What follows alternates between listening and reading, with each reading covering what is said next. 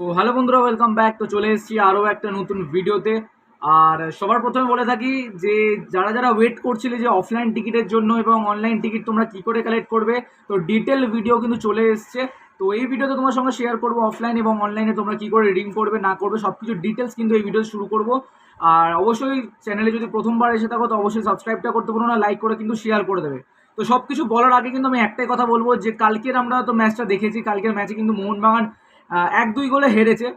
বিষয়টা সেটা না, বিষয়টা হচ্ছে যে হারুক কিংবা জিতুক সেটা ম্যাটার করে না, ম্যাটার করে পরবর্তী ম্যাচ, যেটা কিন্তু লাস্ট ফাইনাল ম্যাচ বলতে পারো এক প্রকারে, যেটা 7 তারিখ হবে। সেই ম্যাচেই ডিসাইড হবে যে কে ফাইনালে যাচ্ছে।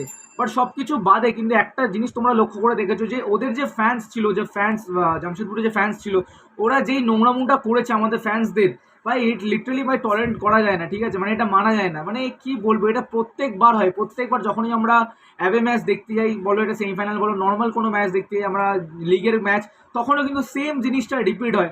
আমি জানি না আমাদের ওখানে উড়িষ্যা বল সরি আমাদের জামশেদপুরের ম্যানেজমেন্ট কি করে না করে, আর ওখানকার পুলিশরা তো ভাই মানে কিছু বলার নেই। আমাদের তোমরা দেখেছো অনেক সোশ্যাল মিডিয়া পুরো ভাইরাল হয়ে গেছে একটা জিনিস, যে একজনের মাথা ফাটিয়ে দিয়েছে, আর আমাদের জার্সিতেও কিন্তু রক্তাক্তি লেগেই রয়েছে। তো একটা লাইন আছে না ভাই, রক্তে আমার মোহনবাগান, সেটা কিন্তু প্রমাণ করে দিল রক্তে আমাদের মোহনবাগান।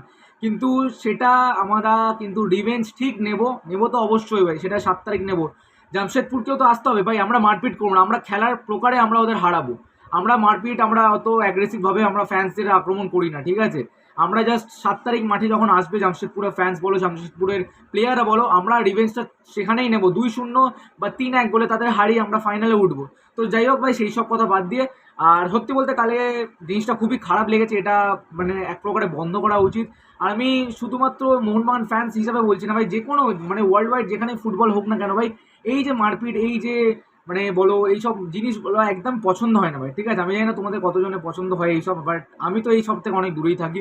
কেন কেন কি হয় ভাই, ফ্যান্সই তো তোমার নিজের মানে তোমার টোন কাটো, টিটকিরি কাটো, বাট এইসব মারপিট, কারোর মাথা ফেটে যাচ্ছে, কারোর কাউকে জার্সি ছেঁড়াছিড়ি করছে ভাই, এইগুলো টলারেট করা যায় না।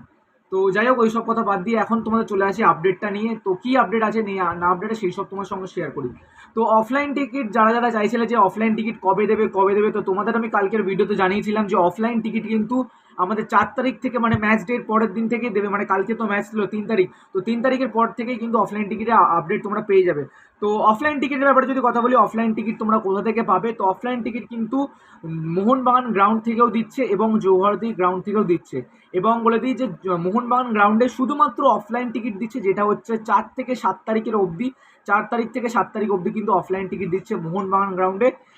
সকাল 11টা থেকে সন্ধ্যে 5টা অবধি কিন্তু মোহনবাগান গ্রাউন্ডে শুধুমাত্র অফলাইন টিকিট দিচ্ছে। আর অনলাইন যদি তোমরা কাটতে চাও বা অনলাইন যদি তোমরা যারা যারা বুক করেছো তারা যদি রিডিম করতে চাও, তারা কিন্তু যুবভারতী ক্রীড়াঙ্গনে চলে যাবে। সেখানে কিন্তু গেট নাম্বার 4 আছে।